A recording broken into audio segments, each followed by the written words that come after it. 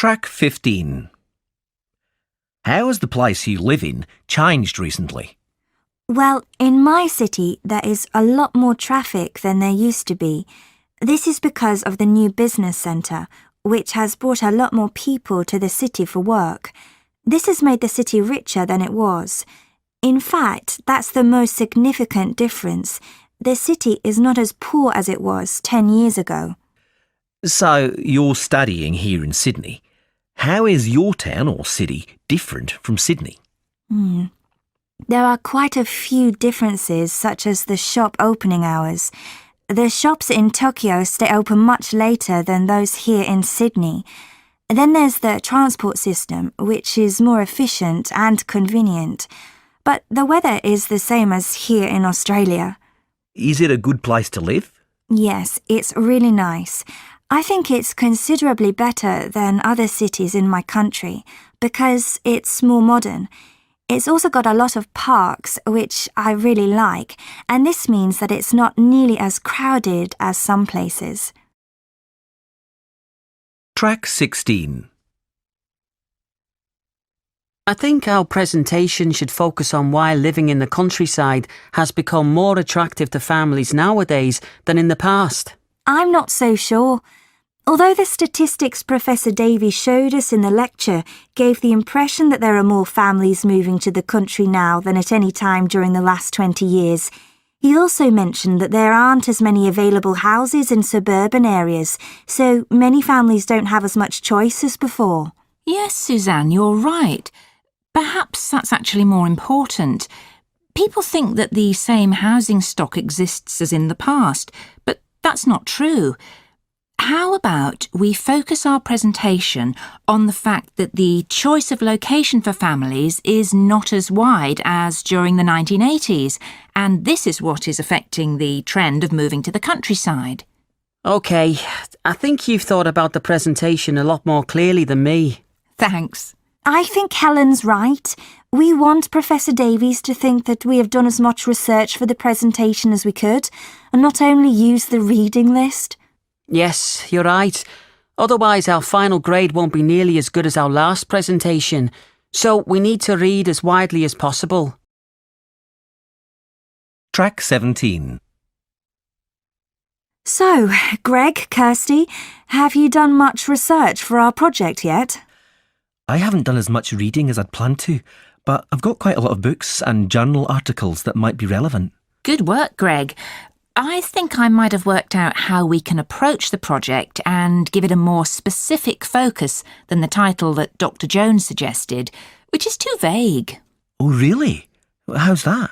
Well, we know that the new 7 wonders of the world were chosen a few years ago, but I think that how they were chosen and what this says about people's relationships to their architectural and natural national heritage is far more interesting than just doing a project that describes what they are and why they were chosen. What do you think, Alison? You know, I think you could be right there.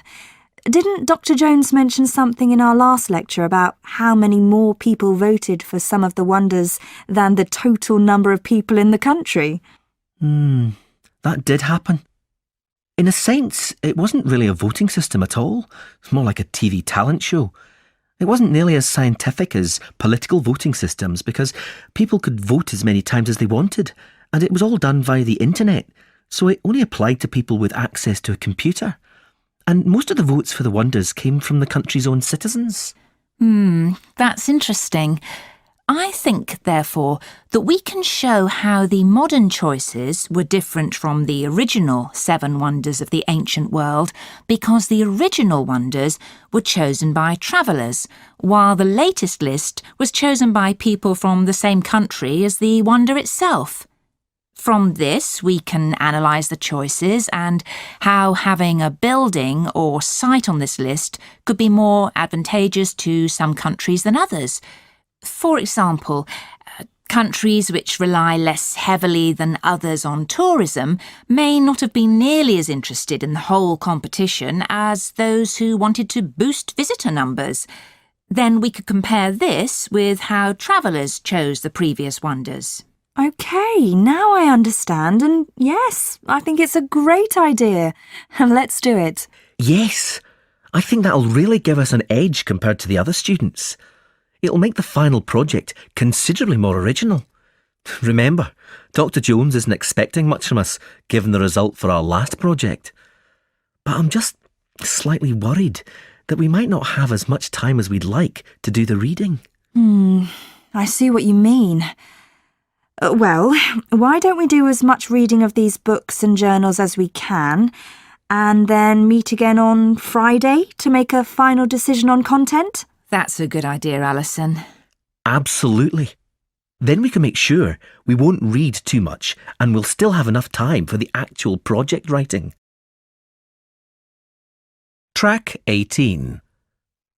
How can crime be prevented? Crime prevention must start from education. If people are not raised well, then they might commit crimes in the future. It's the responsibility of both parents and schools to educate children in the difference between right and wrong. This could be done in special ethics classes in schools, and perhaps parenting classes might be a good idea for parents who are unsure of how to raise children with more moral values. These classes shouldn't be compulsory though, as this might be too expensive and unnecessary. However, although all parents might not go, it could be useful for those who are struggling. More information could help these parents.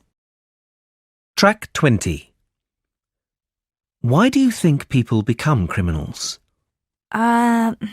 Because life can be difficult for some people. Crime can present an easy way to get things they want in life. Even though people know they shouldn't do it, the temptation could be very strong, especially if they're in a desperate situation. Although they ought to work hard or get help, sometimes they just can't. What do you think the role of prisons should be? Punishment or rehabilitation? I think prisons should focus on rehabilitation more. This is because those prisoners will one day be back on the streets, and so education might make them better in society. Prisons ought to help solve the problem of crime. I think being in prison is punishment enough, and so while people are in prisons, there should be some kind of constructive effort to change their behaviour.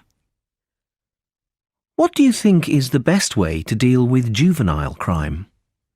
Young people must have role models. This might prevent some young people getting involved in crime in the first place. Parents have to take responsibility for their children too. In fact, I think parents should be fined if their children commit a crime. I think this might be quite a good answer, as children can't always know right or wrong without their parents telling them.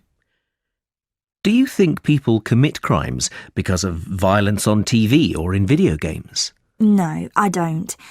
People don't have to do what they see on a screen. People have their own minds and can tell the difference between reality or fiction. People can see violence on the news. It doesn't make everyone who watches the news a potential criminal.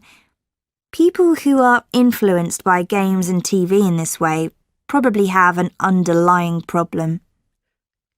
Is crime always linked to poverty? Not always. Although I think that some crime is because of poverty, there are other factors which we ought to consider. For example, plain greed, laziness, mental illness and personal problems could also contribute to some crimes. We can look at things like crimes of passion or fraud, which are not always committed due to poverty, as examples. Track 21. Hi, everyone. So, let's get started on our essay. Mark, have you done the research from last week? Well, yes and no. I was trying to follow up on the suggestions from the lecture, and I searched the library for books and journals, but I couldn't find anything relevant to our topic. Well, maybe you were too late.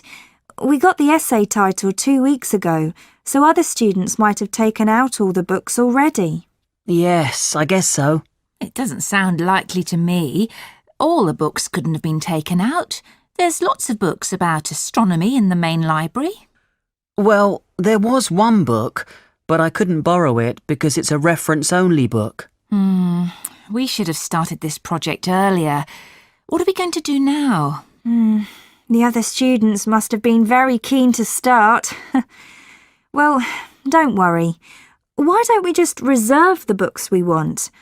I found some articles we can start reading now, and then we'll be more focused for when the other students return the books we need. Track 22. So, Abby, can Helen and I show you our presentation to see if you think it's okay? Of course, no problem. Thanks a lot. OK, first of all, we're going to show the explorer's route on the map here and explain what happened on the expedition by highlighting some key events. Right. And we think it's important to mention that the expedition started quite badly. You see, the original base camp had to be moved. The original plan was to start from the tree line at the bottom of the mountain, but the explorers couldn't set up camp there because of the rain, so they moved higher up. The idea is to highlight the importance of planning in exploratory expeditions. The Robertson team should have known that they couldn't have started from the tree line in the rainy season. Yes, they really should have checked that. In the end, the camp was set up on the edge of the snow line. OK, so moving on. Joan Robertson and her team found several new plant species on the lower slopes of the peak, and when they were halfway up the mountain, they came across some fossils which they worked out were from dinosaurs. How did they know the fossils were from dinosaurs?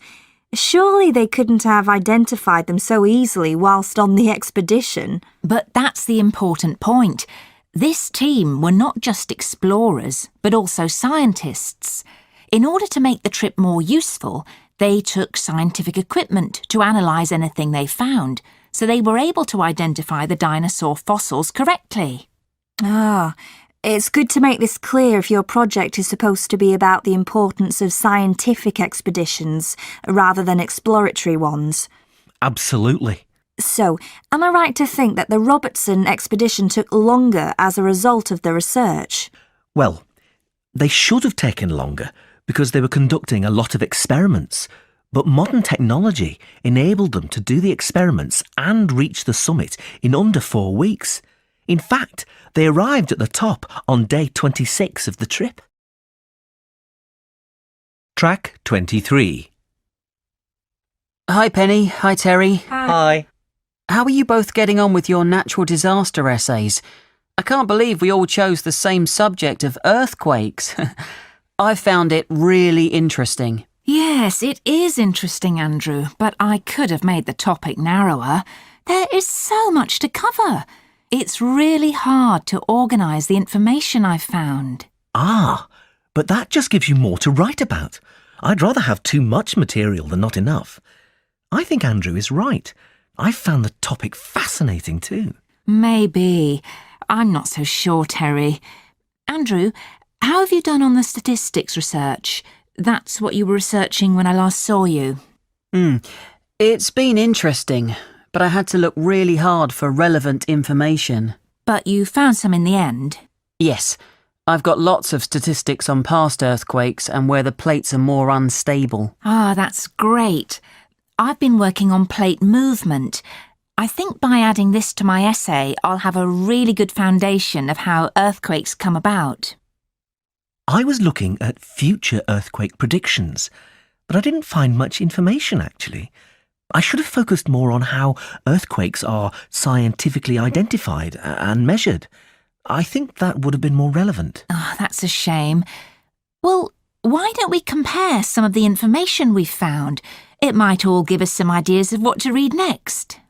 Well, it turns out that many earthquakes could have been predicted according to the frequency of past earthquakes in the area. Really? Well, that's not what I found out at all. I think you should go back and check that. I don't know. Maybe I should. Well, My research looks particularly at how convergence and divergence of the plates causes movement of the Earth. We sometimes forget that the planet is not a still object, but actually it is constantly moving. This causes things like new seas, mountains, and earthquakes. The whole world is moving. Terry, didn't your research find anything? Unfortunately not. I think I need to research another area, as I couldn't see any evidence of earthquakes being predictable. Well, I can also show you what I've got, and maybe that will help. Oh, thanks. Track 25. How do you think globalisation might change the world in the future? I think that if globalisation continues to develop, young people of the future will have a different understanding of things like nationality and culture. Has globalisation caused young people to care less about their countries? I don't think so. If globalisation had caused young people to care less about their countries, we wouldn't see so much national pride in sporting competitions like the Olympics or the World Cup. What would you say to someone who thinks that globalisation is ruining the world? I would say that they should be more positive. If globalisation didn't exist, we wouldn't have so many opportunities for work or travel, and we wouldn't be able to buy so many different products. Can globalisation make the world a more equal place? I think this depends on what you mean by equal. If people in a country have the same opportunities in life, then globalisation is good and can help the world. But this is not always what happens. Track 26. What are the main disadvantages of globalisation? In my opinion, the main disadvantages are for cultures which aren't particularly strong. I think globalisation could in fact destroy some small local cultures. When my parents were young, the local dialect in our town was spoken all the time. But now more and more people in the town are from other countries and our dialect isn't spoken so much.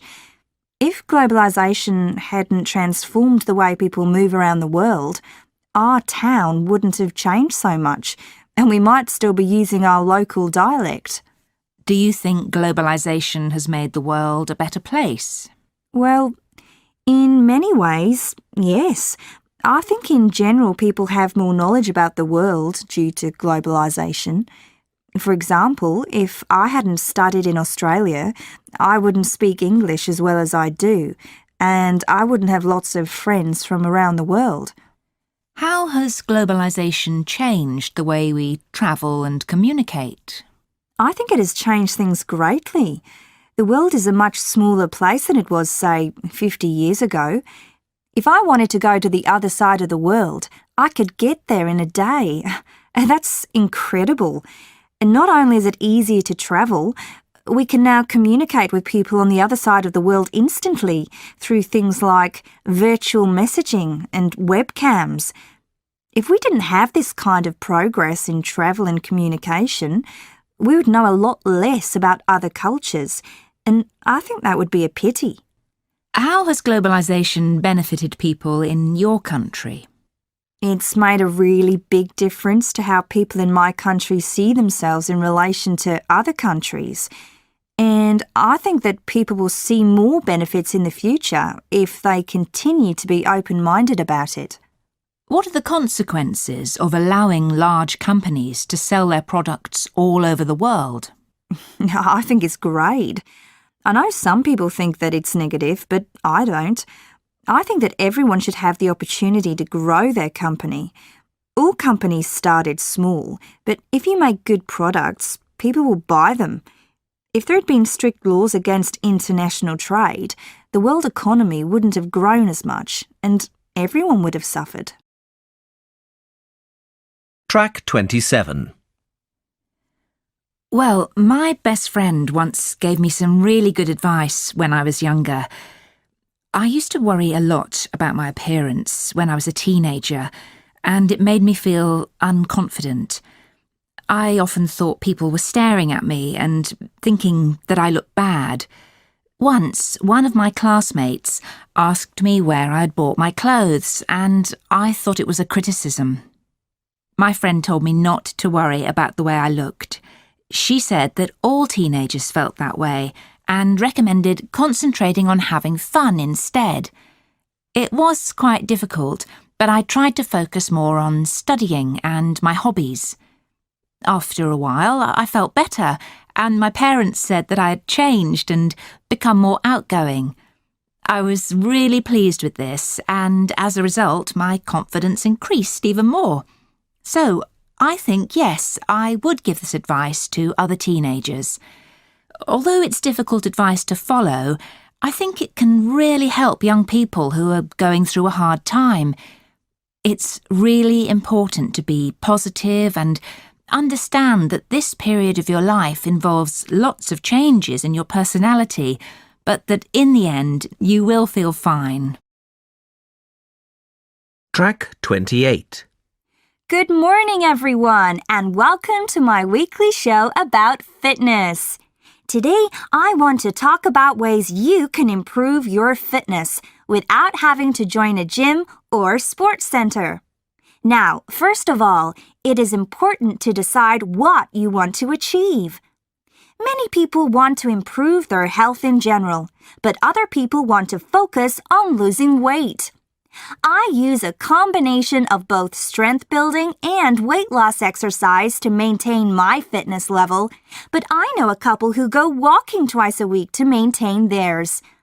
The most important thing is to do something you like. For example, martial arts, hiking, tennis, or water sports. These are all good as cardiovascular exercise and strength training. One excellent way is to join a local club because you will meet other people with the same interests as you. It is also important to keep up motivation levels, and exercising with other people can be a good way to do this. And don't forget about the local park. It is a great place to exercise for free. Sometimes parks provide a running track or other communal facilities, all of which are free to use. Track 29. Thank you for coming to this talk on the Australian Film Institute, or AFI as most of us know it. We pride ourselves on the work we have done over the last 50 years, and I hope to let you know how we will keep promoting and developing this great country's film industry. I'm going to start by giving you a little bit of history about the AFI. Then I'll go on to tell you about the work we're involved in at the moment, and then tell you a little bit about what the future holds for the AFI. So, let's start at the beginning. 1958 is an important date in our history, as it was when the Institute was founded. Since then, we've been working continuously for the following purpose: to promote film and television in Australia. I think, however, our celebrated Film and Television Awards are what we at the AFI are most well known for, which do indeed fulfil our aims of promotion of the industry. In fact, we think these awards have also elevated the standards of Australian film since their inception in the 60s. We're incredibly proud of them. The awards became so popular that we expanded them. In 1986, TV categories were added to the list of prestigious awards we offered. The awards have grown in popularity and status over the years, and there is no doubt that we are one of the leading film and television award ceremonies in the country. We have just recently held our 50th anniversary, which took place at Melbourne's Princess Theatre. Some big names in the film and television industry were there, and it was a real celebration of success. Now, this leads me up to our present work and how we're going to...